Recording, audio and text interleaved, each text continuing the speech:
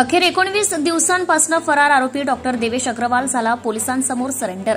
भंडारा जिल्ह्यातील साकोली येथील गत 19 दिवसांपासून पोलिसांच्या हातावर तुरी देऊन फरार असलेला आरोपी डॉक्टर देवेश अग्रवाल यांनी अखेर 29 जुलैला भंडारा पोलिसांसमोर शरणागती पत्करली आहे।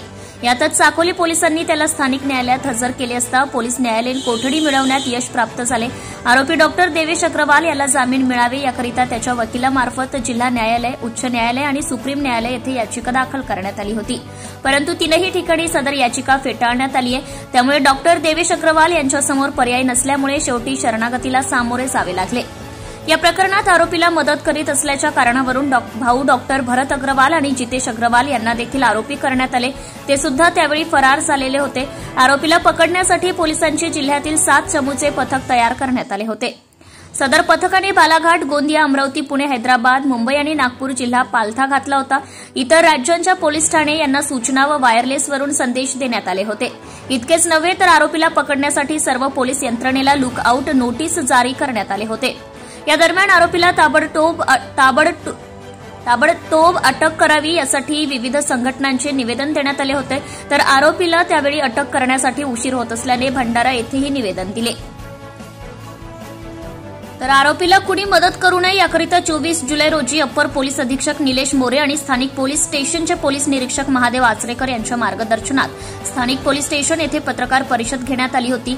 या पत्रकार परिषदेच्या माध्यमातून आरोपीला कुणीही मदत करू नये, आरोपीविषयी माहिती असल्यास पोलीस विभागाला द्यावी, त्याचे नाव गुप्त ठेवण्यात येईल, आरोपीला जो कोणी मदत करेल त्याच्यावर कारवाईचा कठोर बडगा उगारला जाईल असं आवाहन करण्यात आले। विशेष म्हणजे या संपूर्ण घटनेचे संपूर्ण जिल्ह्याभर पडसाद उमटलेले होते। या संपूर्ण घटनेतील सविस्तर वृत्त असे की साकोली शहरातील श्याम हॉस्पिटलमध्ये सोनोग्राफीच्या नावाखाली 16 वर्ष अल्पवयीन मुलीवर डॉक्टरने अश्लील वर्तन केल्याची धक्कादायक घटना उघडकीस आली होती। या प्रकरणी पीडित मुलीच्या कुटुंबियांनी साकोली पोलीस ठाण्यात दाखल केलेल्या तक्रारीवरून पोलिसांनी गुन्हा दाखल केला होता।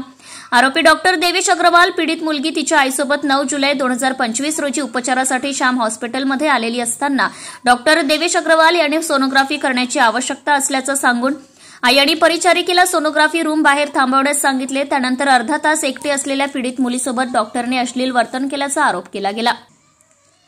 रुग्णालयातून बाहेर पडल्यानंतर पीडित मुलीने घडलेला प्रकार आधी आईला व घरी परतल्यानंतर वडिलांना सांगितला।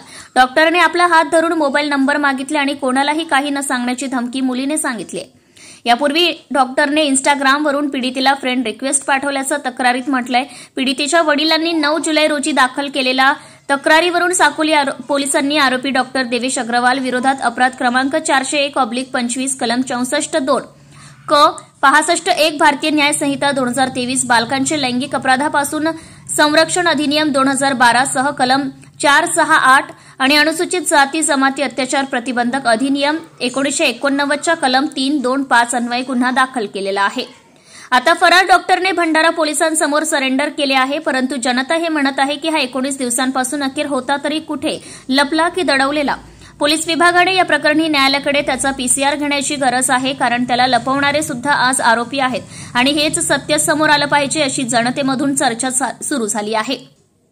या फरार आरोपीचा शोध घेण्यासाठी जिल्हा पोलीस अधीक्षक नुरुल हसन यांच्या मार्गदर्शनात अप्पर पोलीस अधीक्षक निलेश मोरे, उपविभागीय पोलीस अधिकारी आनंद चव्हाण, साकोली पोलीस निरीक्षक महादेव आचरेकर, उपनिरीक्षक प्रशांत वडुले यांनी जीवाचं रान केलंय।